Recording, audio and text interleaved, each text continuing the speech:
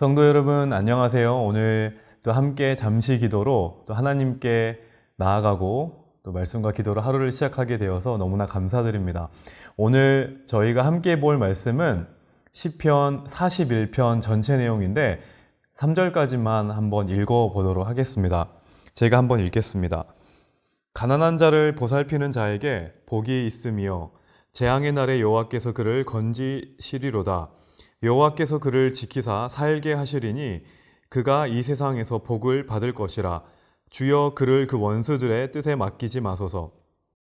여호와께서 그를 병상에서 붙드시고 그가 누워 있을 때마다 그의 병을 고쳐 주시나이다. 아멘. 새해가 되었습니다. 많은 사람들이 복을 받고 싶어 합니다. 사람들이 원하는 복은 대부분 비슷한 것 같아요. 대부분 잘 되는 것을 원합니다. 잘 된다는 게 어떤 공통점이 있는데 아마 대부분 이런 것 같아요. 돈을 많이 버는 것입니다. 그래야 남들에게 아쉬운 소리를 하지 않을 수 있기 때문입니다. 그리고 돈을 가지고 있으면 우리가 살고 있는 자본주의 사회에서는 굉장히 또 힘을 가지게 되죠. 그런데 오늘 말씀은 우리가 생각하고 있는 그 복에 대한 개념과는 다른 개념을 제시합니다. 그것이 무엇이냐면 바로 가난한 자를 보살피는 것이 복이라고 말씀을 하시는 거예요. 자, 여기서 말하는 가난한 자는 누구일까? 말 그대로 재물이 없는 거예요. 그래서 물질적으로 굉장히 가난한 사람들을 말하고요. 그리고 뒤에 보면 아시겠지만 몸이 약해서 자기 힘으로 스스로 살아가기 굉장히 힘든 사람들을 또 말하기도 합니다. 다시 말해서 다른 사람들의 도움이 없이는 살아가기가 힘든 사회적인 약자들을 오늘 본문에서 가난한 자라고 말하고 있습니다. 세상은 어떻게 말하냐면 가난한 자가 아니라 부유한 자와 가까이 하는 것이 복이라고 합니다. 그래서 우리는 그것을 보통 인맥이라고 일컫는데요. 그렇지 않습니까? 우리가 보통 내가 챙겨야 되고 보살펴야 되는 사람들이 내 인맥이라고 말하지는 않는 것 같아요. 나에게 도움을 주고 내가 이익을 볼 수 있는 사람을 가리켜서 내가 인맥이 많다라고 이야기를 합니다. 그런데 성경은 그렇게 말씀을 하고 있지 않습니다. 옆에 있어도 나에게 도움이 되지 않는 사람, 그리고 오히려 내가 힘껏 도와주어야 하는 사람들을 보살피는 것이 오늘 말씀에서는 복이라고 하십니다. 자, 그럴 때 어떤 축복이 임하는지를 한번 봐야겠는데 그 내용이 1절에서 3절까지 나와 있습니다. 먼저 1절 뒷부분을 보면은요. 재앙의 날에 여호와께서 그를 건지시리로다 라고 나와 있고요. 그리고 이어서 2절 말씀을 보면 여호와께서 그를 지키사 살게 하시리니 그가 이 세상에서 복을 받을 것이라. 자, 가난한 자를 돕는 자는 복을 받는데 어떤 복을 받냐면은 하나님께서 가난한 자를 보살피는 자를 직접 그리고 친히 돕는다는 사실입니다.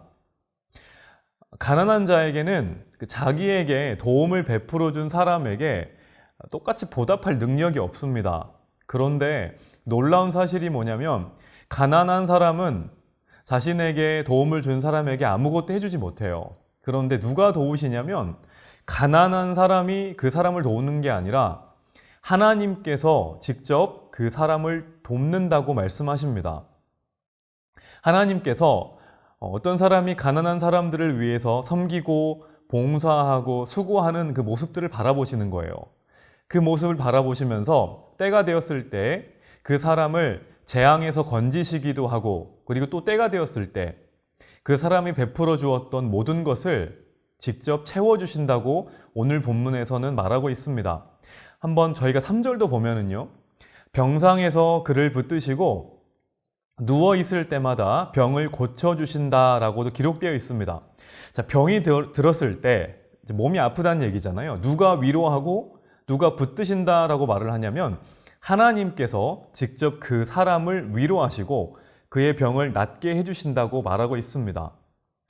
여러분, 그 시편 41편의 소제목을 한번 봐보세요. 이 시편은 누가 쓴 거냐면 다윗이 썼다라고 나와 있습니다. 자원봉사자가 쓴 시가 아니에요. 한 나라의 왕이 쓴 시입니다. 다윗은 한 나라의 왕이었던 다윗은 직접 자기가 경험을 한 거예요. 자신이 정말로 쉽지 않은 상황이었지만 가난한 사람들을 돌봐주고 보살폈을 때, 그리고 하나님께서 자기에게 어떻게 갚아주셨는지를 알고 있거든요. 그리고 자기 몸이 좋지 않아서 병에 걸렸었을 때 자기가 수고하고 힘들었던 일을 경험해 보면서 하나님께서 어떻게 낫게 하셨는지를 깨닫는 겁니다. 여러분, 저희가 요즘 유튜브를 보면은 잘 사는 법, 돈 많이 버는 법, 이런 것들이 참 많이 나오지 않나요? 대부분 이런 내용입니다. 다 보진 않았는데, 집을 언제 사야 하는지, 그리고 어디에 있는 땅을 사야 하는지, 집을 사야 하는지, 그리고 어떤 주식을 사야 하는지, 전부 이런 내용들입니다. 그 핵심이 뭔가요? 돈입니다. 어떻게 하면은 우리가 이 땅에서 많은 돈을 벌고 살아가는지에 대한 설명이 나와 있습니다. 자, 그런데 혹시 잘 사는 법에 대한 주제를 검색하시면서 이런 내용도 보신 적 있으신가요? 가난한 사람들을 더욱 잘 보살피는 법, 내 주변에 있는 힘든 사람들을 더 살피는 것, 이런 것들은 나와 있지 않죠? 없습니다. 저는 아직까지 못 봤어요. 우리는 보통 말해요.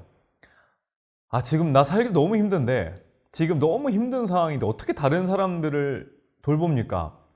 아니, 일단은 내가 좀 여유가 있어야 다른 사람들도 나누잖아요. 이렇게 말하는데 솔직히 이건 틀린 말입니다. 자, 왜냐하면은 지금 가지고 있는 것도 나누지 못하는데 어떻게 하나님께서 큰 것을 주시겠습니까? 우리가 늘 생각을 거꾸로 하는 지점이 이 지점 같아요. 자, 하나님께서는 우리가 잘 나누어야 내가 너에게 더 줄게 라고 말씀을 하시고요. 우리는 그것과 반대로 이야기하죠. 우리는 하나님 더 많이 주시면 제가 더 잘 쓸게요 라고 이야기를 합니다. 지금 이런 상황 가운데서 다윗은 이웃을 돌보고 이웃의 아픔을 섬겼다는 거죠. 자, 그런데 지금 다윗의 상황이 어떠냐면은 큰 고난에 처해 있습니다. 4절에 보면은 몸이 많이 아팠던 것 같아요. 그리고 5절에서 8절을 보면 다윗이 빨리 죽기를 바라는 사람들이 있었습니다.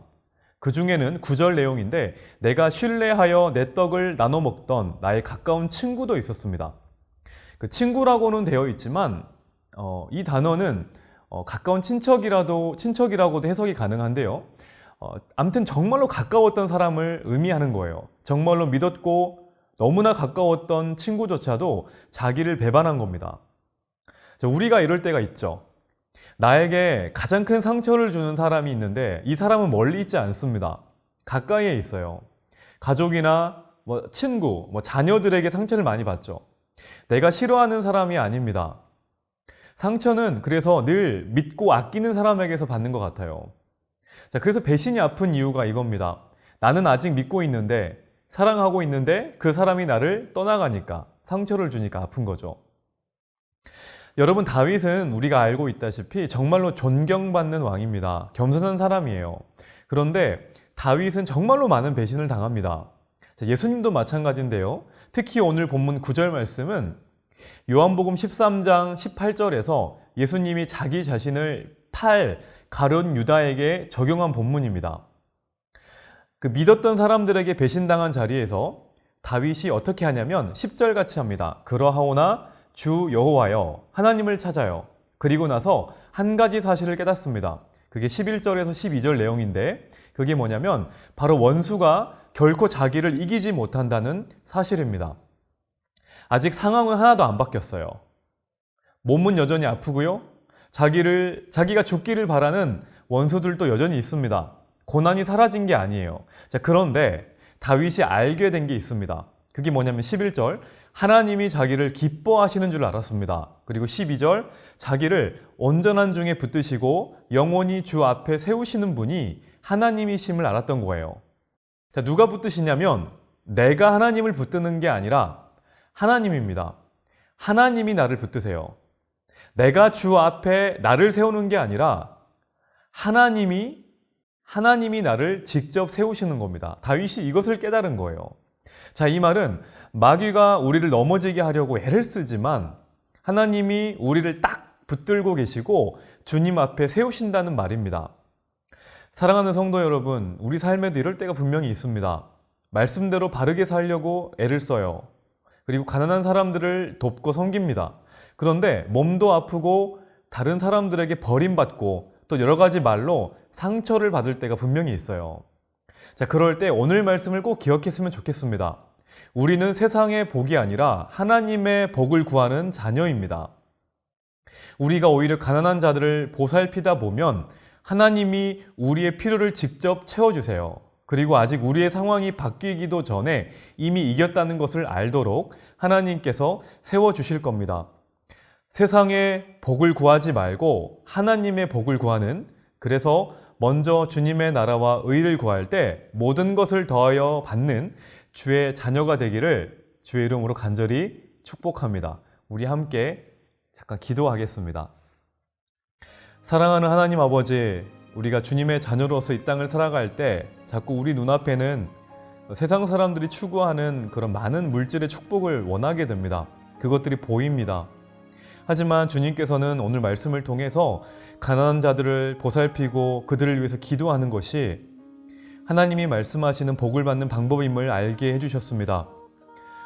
코로나 때문에 더욱더 사람들이 불편해지고 마음을 닫는 이 시기지만 주님을 믿고 따르는 주의 자녀답게 말씀대로 순종하게 도와주시고 내가 주님께 받은 작은 것이라도 주의 사랑을 전하는 통로로 사용할 수 있는 주님의 제자 될 수 있도록 인도하여 주시옵소서. 그럴 때 우리 삶에서 하나님이 나를 세워가시고 어떠한 원수도 나를 이기지 못함을 깨닫는 그런 기쁨의 자리를 우리에게 허락하여 주시옵소서. 감사드리며 예수님 이름으로 기도드립니다.